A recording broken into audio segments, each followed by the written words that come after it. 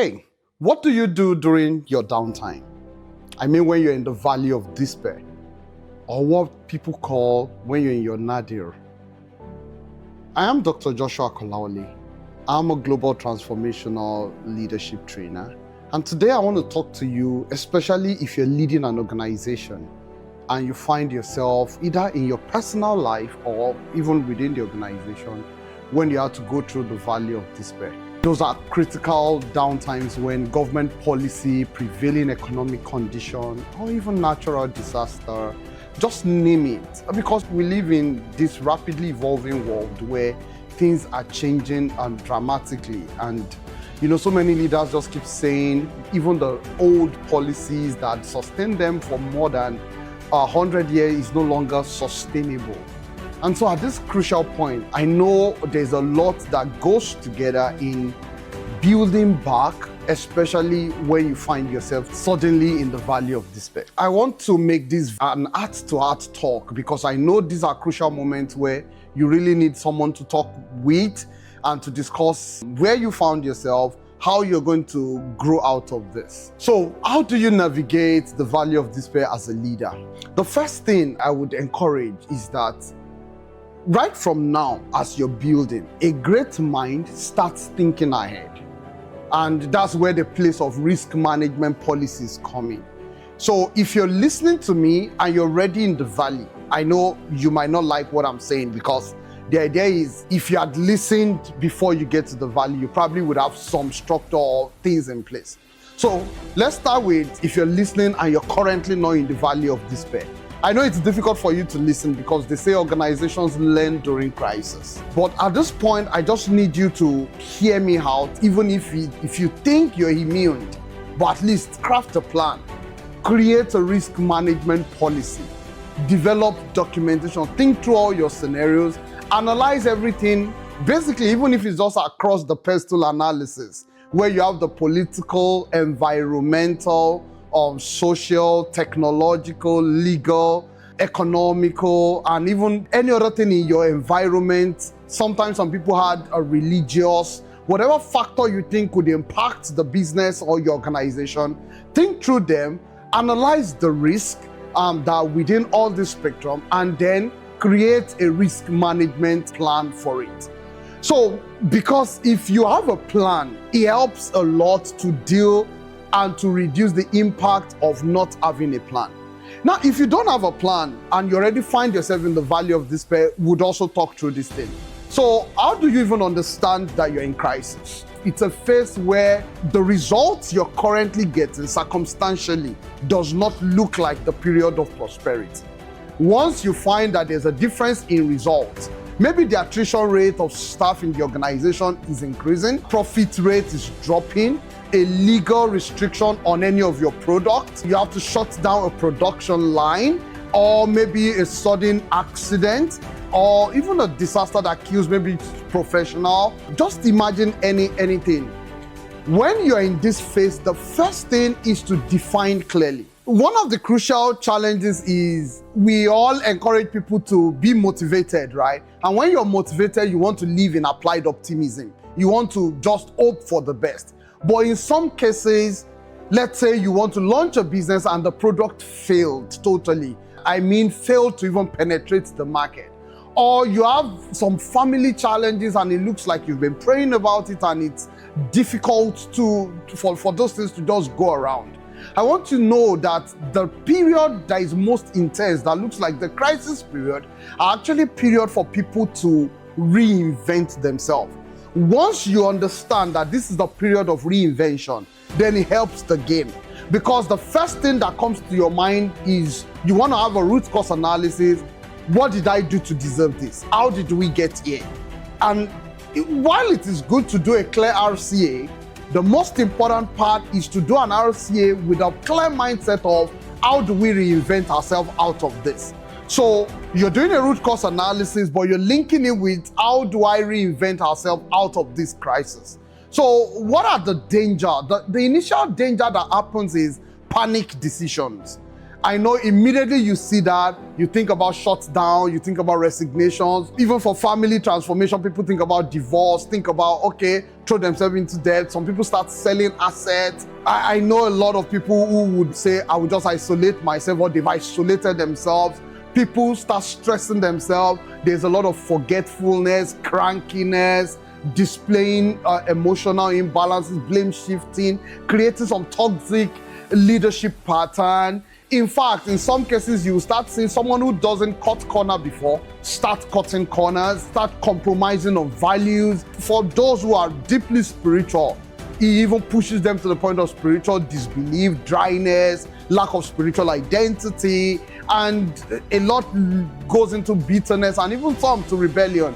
And the challenge with this is an organizational-based issue can actually impact your home, can impact your relationship with friends, with family. We don't live a completely segmented life. These things are interdependent as they are. So all the support structures in your environment starts to bear pain depending on what capacity you have to manage this. And this is why in your risk management plan, if you have the advantage of doing it ahead of time, it's better to have a structured way of making things happen to manage the pre-crisis, the early crisis period, the deep crisis period, an extended crisis plan, and post-crisis new reality. So why am I passionate about this today? I am because I know how the emotions of human react, especially when you're someone that has clear strategy about doing things. You already pre-planned things, but it didn't go the way you planned it. Then it makes handling it become much more difficult because you now start second-guessing your intelligence, second-guessing your identity, second-guessing your actions, second-guessing all the things you had put into the system. In fact, you might question, are you still really smart? Question your wisdom. And the first thing I want to urge you, aside from defining clearly where you are, is I need you to stabilize your emotions. Understand that every crisis period is an opportunity to start again. It's an opportunity for a new beginning. So once we identify this, I will now give you a practical transformational leadership step. I want to use the Valley framework. It's a bit of a popular framework. You probably have heard about it. So the Valley framework is very simple, and I'll just go through all the points, and then I'll describe in details. The first thing, that's the V, is validate your emotions. Like I just said, accept the reality, define it properly, and validate the emotion. This is bad. If it is bad, accept that it is bad. Because once you're denying, then it pushes you under a challenge because you start saying things against the normal order. Now, I understand the place of faith, and I'm also a person of faith, and people will tell you don't use your mouth to say the negative. So what I'm saying is, if something is evil, define it as evil, and now say by faith, you believe this will become this. It's better than to start arguing back and forth with your team. The second thing is you need professional assessment. In most cases, you would think you have the capacity to do the accurate assessment, right? I would advise get professional assessment. Now, you may have a framework, a tool, a monitor and evaluation framework that you've been using over time that can give you at least a clear assessment, which is great. If you have that luxury to still do it, do it. You could do some SWOT analysis, pest analysis alongside a clear, maybe logic analysis. Just get an assessment so that your definition is more objective than subjective. The advantage of objective assessment and done by professional is that it gives you an objective view. It's data-driven, even though sometimes it might be mixed meaning, quantitative and qualitative, but it gives you the advantage of seeing what the data is saying clearly. And then it helps you to create a dashboard, a tracker, for you to now know, okay, what are the things we're going to change and how do we evolve going forward? The third thing is, I will be sincere with you. Once there's crisis, you need to go lean. If you had been lean before, you need to go leaner. So you know the concept of lean. Lean does not mean you're isolated. Lean means you're cutting down on expenses, on waste. You need to now start questioning the difference between causation and association. What are the critical elements in your system that actually birth direct results? Like I tell people, the basic things that are responsible for the movement in a car, is the engine of the car and the gear system. That is directly causing motion. Now, what are the other associated factors that helps the motion becomes more beautiful, more comfortable, more efficient, more excellent? So you have the windshield, you have the steering, the handle of the gearing system to make it easy for you to change the gears. You have the pedals, you have other things, infotainment or entertainment system in the vehicle, comfortable seat position adjustment, and all those things. Those are associated factors. When you get into crisis, you must go lean or leaner, as the case may be, to identify what are the real things that are causative, that really leads to direct impact in the market, or that will really change the things. What are the core things that are related to what I'm doing? And that's what you need to focus on first. Let me tell you the truth. Every great thing has its own core, including the earth itself. Earth has its own core. So when you focus on the core, then you can drive out away from the core again to become better. The third thing is you need to put down lessons. You need to learn. That's the fourth thing. You need to learn. So we started with number one, which is validate your emotion. Number two, assess the situation objectively. If possible, get a professional to do that. The professional has his own emotions separated from what they are saying. The third thing is lean. Go lean in your relationship. Go lean in your approach. Go lean in your spending. Go lean. And if you had been lean before, you probably might need to go leaner. And then the fourth one, which I'm about to talk about, is learn from the pain. So build a learning system. Learning will do two things for you. You see, there's a way learning affects thinking. Thinking affects perspective. And then perspective helps you to build a newer world. Remember, I told you the essence of crisis is for you to reinvent, right?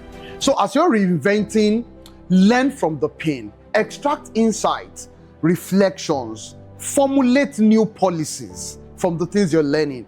Okay, if anything goes this way next time, we are not going to do this. These are the things we will do. So learning would help you become a better person. It will help you become a better thinker, a better communicator, and it will make you have a pre-stance that would help you against subsequent issues. So E would mean engage with a small, strategic, pivotal team. Look, just like similar to when I said go leaner and then focus on the core, right? You now need a core or strategic team of fewer number of people, mentor team, staff, that will now be your strategic pivot point. That would be the people you would have to work together to get out of this. So just imagine, the most popular example is this car company that had like 16 lines, and when issues came, General Motors, they had to trim down their lines, the number of active vehicles in the line. And this has not only happened to GM. I think Toyota at the time had similar issue. Many companies, car makers, had run into several financial crises in their journey. And one thing they do is they have to tone down the number of lines they have for them to focus on the most performing ones. And then from there, I also remember even Malaysia Airlines at the time when they were not making enough money, they had to cut down some routes, and they ensured that they focused on the most profitable one until they're able to stabilize. So this is not only about you, it's about focusing on the core, but as you're engaging on the small strategic pivot of team, you're also looking at processes, you're also looking at technology, you're looking at your environment.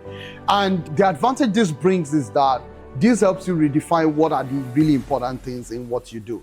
Then the last thing, which is the why, is that you need to trust the process. You need to yield to the process. That's the why. But the yielding means you need to trust the process.